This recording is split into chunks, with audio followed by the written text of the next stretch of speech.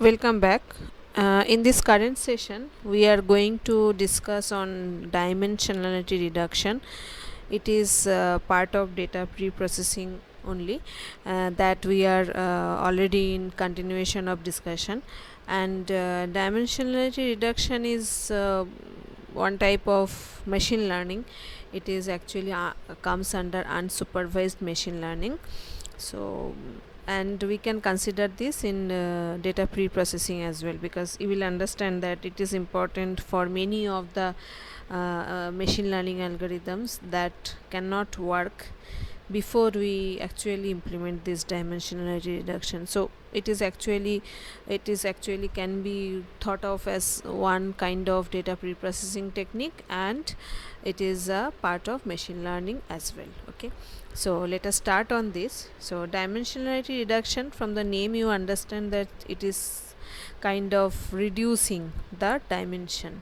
Now what do I try to mean by reducing dimension? Okay, so it is a if we take the data set, right? Whenever we are working on any data science project, it starts with the data set. So when we have the data set, then I have multiple number of columns. I have explained earlier that the columns in the data set, they are termed as the features, and there is one or multiple columns which are actually the output that we want to generate or want to predict from rest of the columns. So that particular column is termed as the target, and all the rest of the columns are termed as the feature.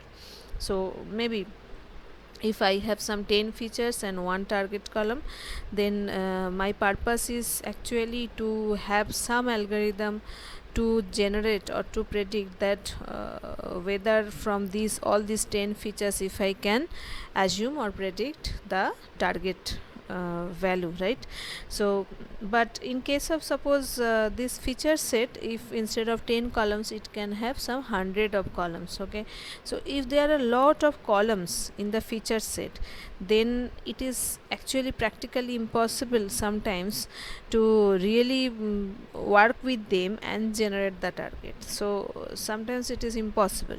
So in those cases, it is important that instead of using all the features, all the columns present in the data set, I take some of them, or maybe I process them in such a way that they are reduced. So here my purpose is that maybe if I have 100 columns in a feature set, then if I can reduce it to 20 and then use those 20 to predict the target value. Okay, so you understand that it is not just like that, as I have many of the features, so I'm just eliminating lot of them to get some few and to do the prediction. Of course that is not that easy or simple, because when I have so many features, then if I am removing or if I am processing, then I have to keep in mind that for calculating or for predicting the target, I should have adequate information and I should have the correct information, right? So if I eliminate something and then I go for some wrong prediction, then this elimination actually is not going to work. Okay, so I have to do the dimensionality reduction. So here you understand that by dimension we want to say that how many features are going to predict the target. Okay, that is the dimension of the feature set. So if there is means lot of features, then it is not possible. So we have to think of some way out so that we can reduce the number of features, and at the same time we can go for the correct prediction as much as possible. Okay, so now why dimensionality reduction? So there are a lot of reasons actually. So more features means more samples, of course. So if in a data set you have the database idea, so you know that if there are 100 records in a table and if there are 10 columns, then the volume of data, and if there are 100 columns, then it is like the data volume increases, so the number of samples increases, and more features increase the chance of overfitting. Okay, that's a problem, that if for generating the or the prediction for the target variable, if I have so many features, then it is if it is like it is, I am becoming too specific, right, too specific to generate the prediction, and that can cause overfitting. And maybe when I have the test data that too much of aligning to all the features, all the characteristics of the data set, then I may go wrong with the test data. So it is a chance of overfitting is also there when I have many more features. And it can remove redundant features and less important data. Okay, so means if I really can go for in a proper way in dimensionality reduction, then I can remove some redundant features, right? Redundant feature, a very good example is, suppose I in a table there are two columns, one is a date of birth and one is age. So you understand that I most of the times I don't really need these two. Maybe for safe side I can always remove age, and whenever required I can calculate. So there are a lot of redundant features most of the time. So if I can identify and remove, then it is going to improve my performance in the next level. And less important data, so for a data set, most of the time we can have some some initial understanding and analysis, we can find some less important data, so we can remove those data, right? If you remember, in exploratory data analysis we found that the cabin number of the passenger or the passenger name, those became less important, so we could remove those from the data set, right? So that is also one kind of dimensionality reduction. Then algorithms run faster for less amount of data. That is true every time, right? That if we have a huge data volume, then whatever may be your hardware configuration or whatever the best way your software is running, then performance will always be hampered. So if you have less amount of data, then your performance is going to be good every time. And more accurate results. Okay, so if I can reduce unnecessary and unimportant wrong features from the data set, then it can give me more accurate, more focused results, right?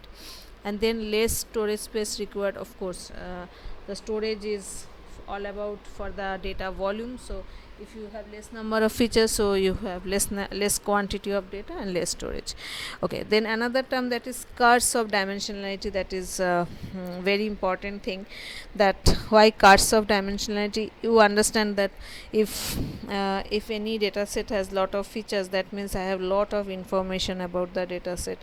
But when I have that, then it actually, apparently it may seem that okay, I have lot of features about the data set, so I am very much knowledgeable and I can do the prediction in a more correct way. But sometimes it can be wrong, because as there is more data, it will take lot of space, the performance will go down. There can be some less important data which makes the prediction incorrect, or there can be some wrong data, there can be some redundant data. So all these things actually, instead of doing positive, they do negative for our work, right? So that is called the curse of dimensionality. So it is not always good to have lot of things with you in practical life. Also you understand that you have so many resources, then sometimes that cause something negative. So we have to think of some proper quantity of dimensions to have the best results in our predictions, in our machine learning models. So we have to avoid this curse of dimensionality.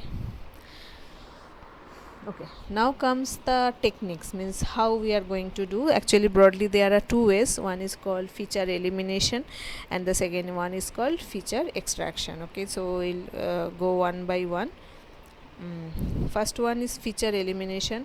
It is from the term elimination you can understand it is removal of some variables completely. Means if I have some features, I can have some initial understanding, I can just remove some of the features completely, redundant with some other variable or not providing any information. So how do I select that which features will be removed? That I see that if there are some redundant features which is similar like other feature present, so I can keep one one of them and the second one can be removed. And if there are some features which are actually not providing us any new information or any significant information, so I can remove them. Then comes that simple to implement and makes data sets small. Of course, means just removing a column from an Excel document, so it's very easy, right? In programming also it is very easy. And then of course, as you are removing the entire column, so for all the records that column data is removed, so your data set becomes small, right? So these are all the advantages, simplicity, and this very easy to implement. Your data set size becomes small, so your performance of course will improve. But the problem is that loss of information. So if we don't do it wisely, then that can cause problem, means we can lose some information, right? Okay, so there are many techniques through which I can do feature elimination. So I have mentioned some of them. First one is missing value ratio. You know that missing value is a problem, so I can set some ratio, right? That if any column has suppose more than 70% missing value, then it is better to remove, because anyway if we don't have the value for most of the columns, then putting some zero or some constant or some mean, that is not going to help most of the cases. So I can keep some threshold value, that okay, if more than 70%, more than 80% missing value, then I will just remove those columns from the data set.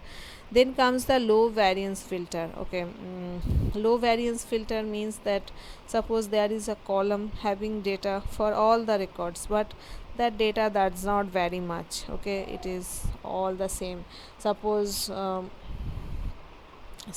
I am doing some analysis on student data, right? So for all of you, the if I mention one column or one feature as the class, so everyone will write BCS3. So it's like it has no variance, right, in the data. So if I have to do some analysis on student by student basis for particularly of your class maybe, so it's like all the same, right? So I can remove that column, because that anyway is not going to add any value to my prediction, because for all the records the value is same. So I can have some low variance filter mentioned, that if the data set variation means different data, if that is less than 20%. Okay, so if I see that most of the 80% records are same, and only 20% or less are different, so maybe I'm not interested about that feature, so I can eliminate those. So what will be that filter value, what will be that threshold value, that totally depends on case to case basis. Then comes high correlation filter. So I can again keep some threshold. I told you that if some features are redundant or some features are very closely related, so if there are two features which are closely correlated, then it can be sometimes one of them can be removed safely. So I can have some correlation filter also, that if the correlation is greater than, suppose the correlation is greater than 0.7 or 0.8, then I can remove one of the features, because both of them are trending in the same direction in the same way.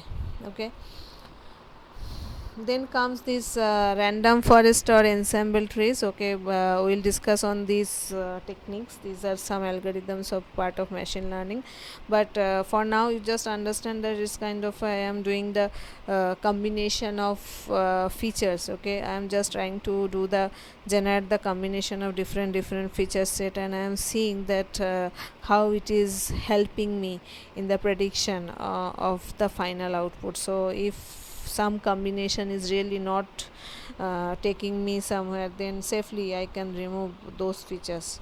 So that is also one way that I am trying the combination of features, and I am trying to get that which combinations actually helping me to go forward for the next level of prediction of the outcome. Okay, so that is one way.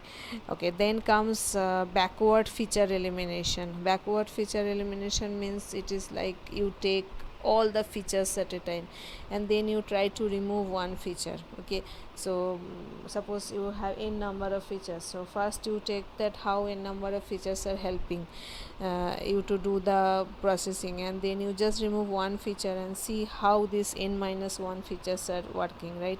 And that you can do for all the features one by one, and then you can take the best result. And maybe you can see that okay, for a particular feature x, whether you add it in the set or you remove it from the set, it does not make much difference, then you can remove that feature. That way you can do that, first you take entire feature set, then you can eliminate one by one. If you see that that feature is not of much difference, means whether you add that feature in your set or you remove that feature from your set, it is not making much changes. So in that case you can just eliminate that feature. And then comes just the opposite process, that is called the forward feature construction. So in this forward feature construction, it's like you take one feature at a time, then you check how it is processing, how it is working in the prediction, and then if you see that okay, it is working good, then you take another feature with it and then see the combination how it is working. Then if you see that okay, adding one particular feature is not working or it is not doing any significant improvement, then you can just remove that feature, and then you can take another feature for the construction. And that way, with the all possible combination of features and the maximum number of possible features which give you the best result, you can keep only those feature set, and rest of the features you can eliminate. But for this last two processes, you can understand that if there are a lot of features, then it's very difficult to implement and it's very time consuming. So I can implement these things only when there are very less number of features or less number of data also I have, so I can do all possible types of permutations and combinations of features, and I can generate the best one. So these are the ways for the feature elimination techniques. Okay, so let us go to the next one now. Okay, now we come to feature extraction. So feature elimination is like you are just removing some features on different criteria, and feature extraction means is the formation of new variables from the old variables. Okay, so I am actually not removing something, but I am changing the representation, how the data is getting represented. And sometimes it is one to one, means maybe from variable one variable I am creating another variable, and sometimes it may be combination of some variables data, and I am creating a new variable, but I am not losing any information. So this is the difference between elimination and extraction. Elimination is simply eliminating any column, and extraction means here I am generating some some new formation of the old variables, and sometimes I'm just combining the old variables and generating less number of new variables. Okay, so in that way I am doing dimensionality reduction, but I am keeping everything, means there is the less chance of loss of information. That is the main disadvantage of feature elimination. So there are many techniques for feature extraction. So some of the important one of them are principal component analysis, in short PCA, then comes independent component analysis, ICA, singular value decomposition, SVD, and T distributed stochastic neighbor embedding, that is called TSNE. So these are some of the techniques through which this feature extraction can be implemented. Okay, so I guess it is clear so far. So let us move to the next one. Okay, so we are going to discuss on one of those techniques, that is called principal component analysis. It is very important and very significant as well. Okay, it transforms the original n numeric dimensions of a dataset into a new set of n dimensions called principal components. So here, from the all the dimensions present, all the feature present, it generates some algorithm and it creates a new set of dimensions, and they are now termed as principal component. okay, the first principal component has the largest possible variance, and then second, and so on. So so far I think we have discussed something about variance, so you understand that the features which have the maximum variance is going to help me better in the prediction, right? So if there is some feature which is almost the same, suppose I have to identify who are the good students in the class. So if I get, suppose, the grade of the students, and I get that okay, more than 80% students are having the maximum grade, or more than 90% number. So then if with such a low variance in the data, I cannot come to any outcome, right? That how I can predict that who are the best students in the class. So I need some data, some feature which will have many different values, variance in the data.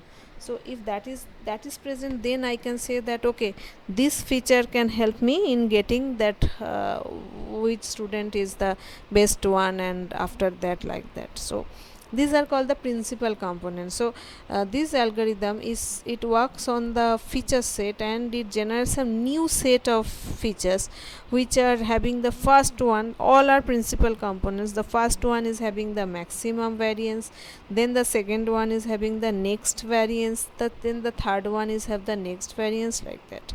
Another important point is any principal component is uncorrelated with the preceding component. So that is also important, that suppose two of the components having variance, very good variance, but they are closely correlated, means they are like the same kind of thing. So suppose the date of birth and age, right? So if suppose there are people who are of different date of birth, different age. So it is like both the features are having high variance, but they are actually correlated, right? So as the date of birth increases, the age decreases, so they are closely related. So actually, in reality, if there are two columns, date of birth and age, as feature, then I can safely eliminate one of them. So when this principal component is calculated, they are arranged as per their variance, and they are uncorrelated. Okay, that's how it is created, it is formed. Only few initial principal components can be used, as they contain maximum variance. So it is like just in the order. So if there are 100 features in a feature set, then principal component 1 2 3 4, like that it is ordered. And most of the cases we'll find that maybe the first 10 principal components are having the maximum variance in the data set. So most of the time, maybe instead of taking all the 100, I can safely take first 10 or first 20 principal components, and it will give me almost the same result. So I can go to the very close to the predictions. Okay, that's the flavor of principal component analysis. Okay, and it is important that we implement standardization and normalization of data required, because you understand, as we have explained when we have discussed about standardization and normalization, that if the data has different scale, then it is like going to affect that how this prediction is calculated, the weightage. So it's very important that we use standardization across all the columns, and we do normalization across the rows, right? So that is important. So we should first implement standardization and normalization on the data, and then I should implement PCA. So these are all the good things about PCA, but there is a bad thing also. Problem is that the data set losses is interpretability. What does that mean? That when I get a data set, suppose for the students I got some data set, okay, their age, their marks, their grade, their past history of academics, etc. But when I run the PCA, then the columns or the features that were present in the original data set are removed, and you only have principal component 1, principal component 2, principal component 3, like that. And sometimes it may be very difficult that okay, principal component 1 means date of birth, you cannot go to that conclusion. Maybe you have from the entire data set. You have a lot of in-depth knowledge, and you know the variance, you know the trend, and then by seeing the principal components you can guess that okay, it is very close to age and this other column, like that. But when you have the data set in the PCA, after PCA, then you cannot directly map to any existing column. So when you have the data set after PCA, the interpretability is lost. So that is one disadvantage that we have to keep in mind. Okay, so we have discussed about this principal component analysis. So I will go to Jupyter notebook and I will try to do some quick thing here. Okay, so fine. So this is the script in Jupyter notebook for PCA.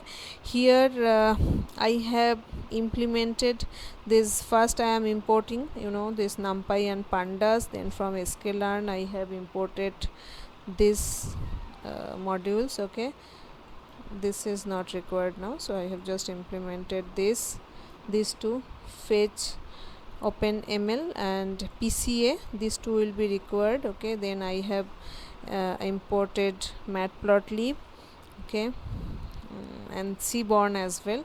So let us first run this.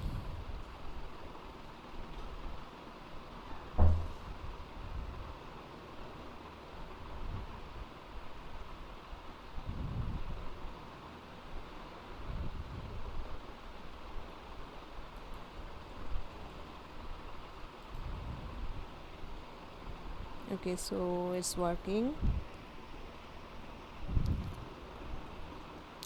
Okay, in this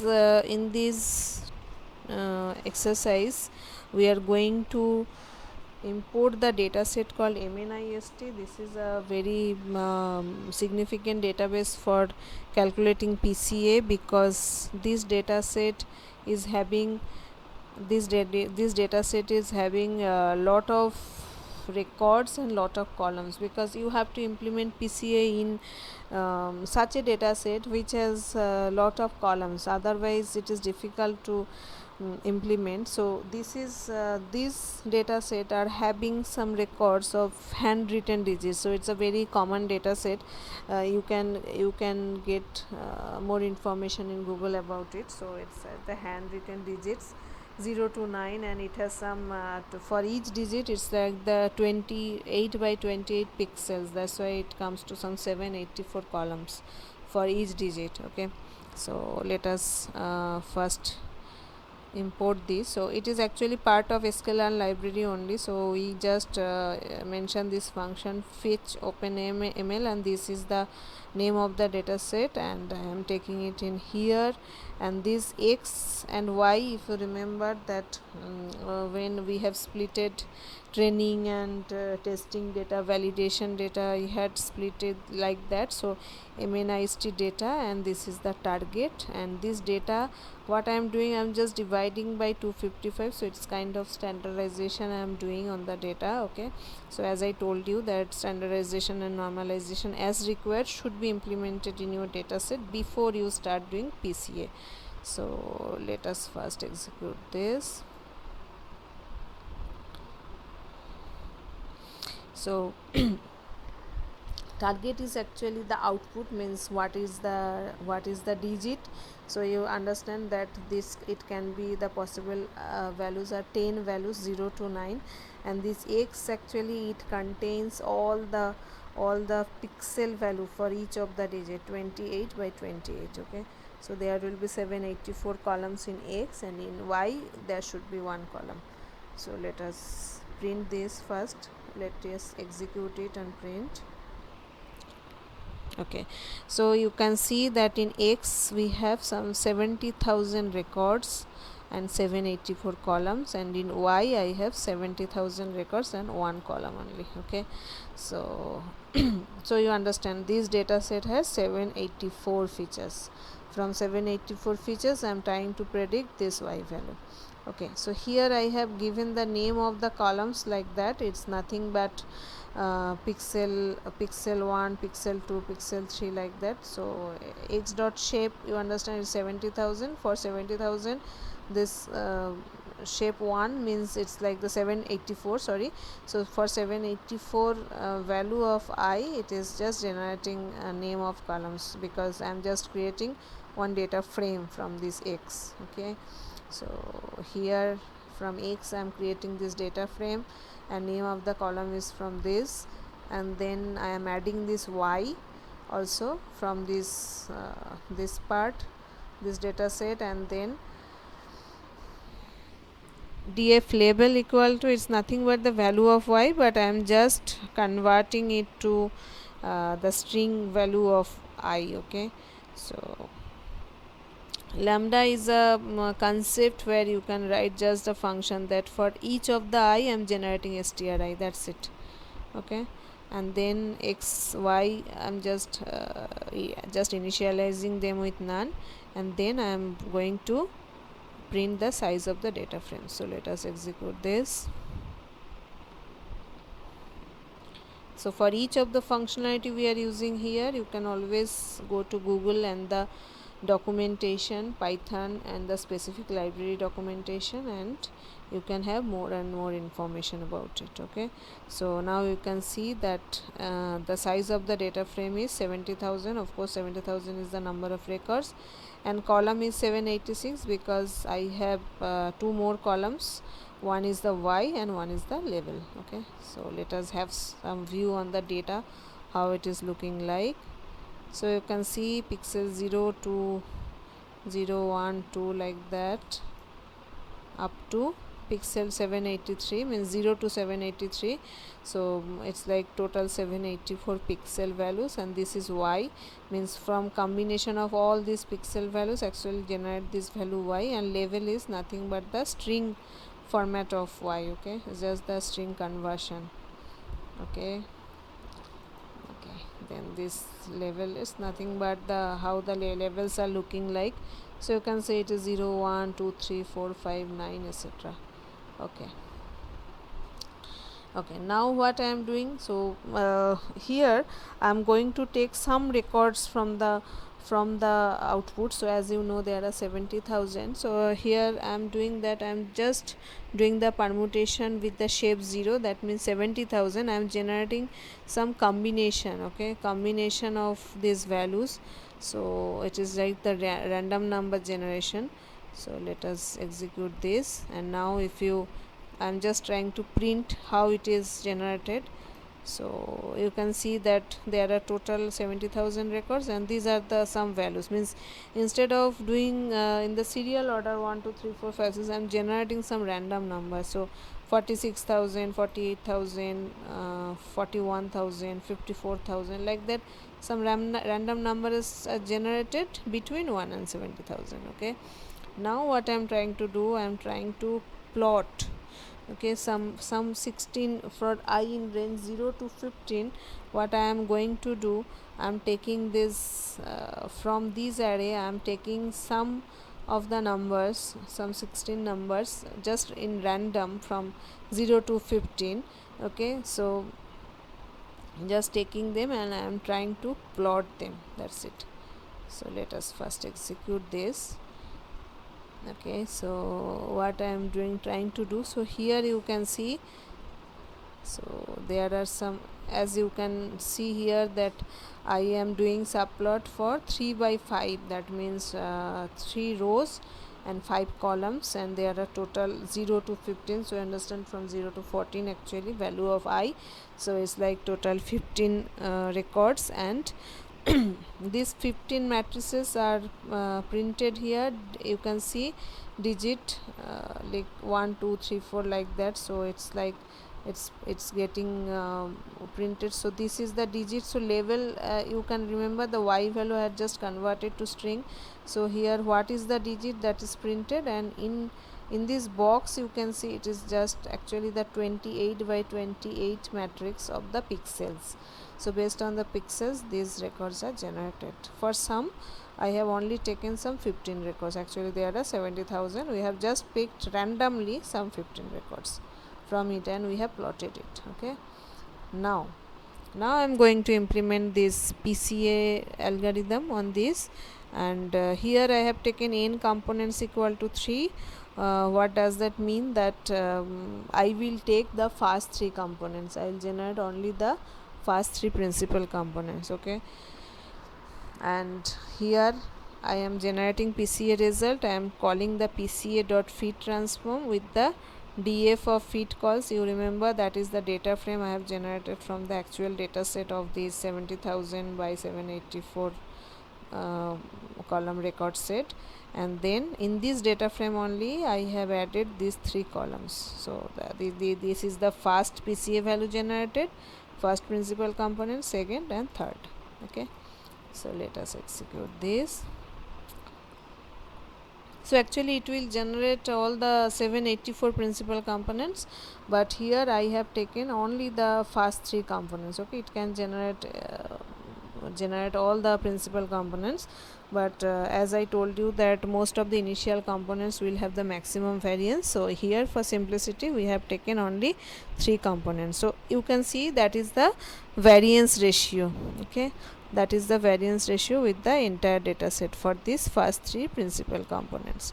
Okay, this is another way where I can call PCA. Here I have written that it should take all the principal components it should generate where it is 90% of variance is covered. So that is also another way. Here also you can get that how many principal components are generated. Okay, so and then you can take some of them as per your requirement.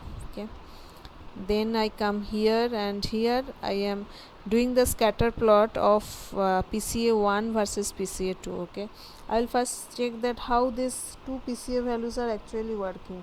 So I have taken only PCA1 and PCA2 because of course they have the maximum variance, and then the hue is y, so you understand that there will be for different values of y. I am trying to plot that what is the particular value for a particular combination of PCA1 and PCA2. Okay, and then this is nothing but a palette I have just created. Okay, so I'll do this one is the better one. So this is the scatter plot, and here I have taken this data set. Fine, this is the entire data set I have. So let us execute this.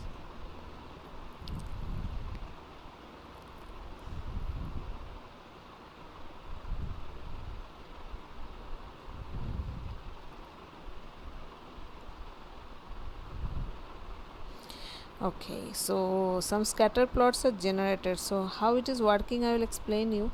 That suppose 0 is this dark blue color.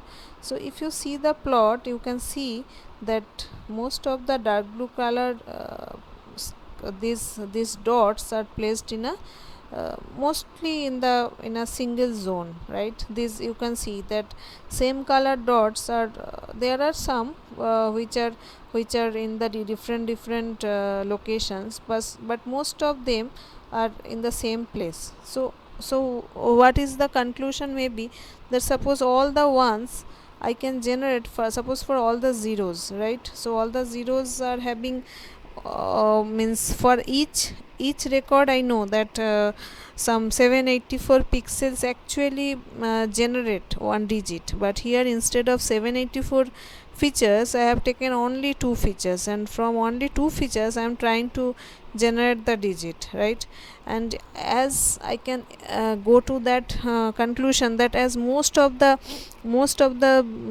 blue dots are here, so they are all the zeros, so they are in the same zone. So that means only using PCA1 and PCA2 I can correctly identify most of the zeros, right? So instead of using 784 features I have only used 2 features and almost closely identified or predicted the outcome. So that is the flavor of PCA. So maybe it is not that much correct, because instead of 784 I have taken only 2 features to show, but it has given me a very close correct result. So I have just ignored many of the dimensions. So that is a dimensionality reduction technique, where I have taken only 2 principal components I have generated through algorithm, and these 2 principal components is helping me not 100% but very close to 100% generation of the correct output. So that is all about PCA. So that is the end of this session, and we will do some other topic in our next session. So for now, thank you.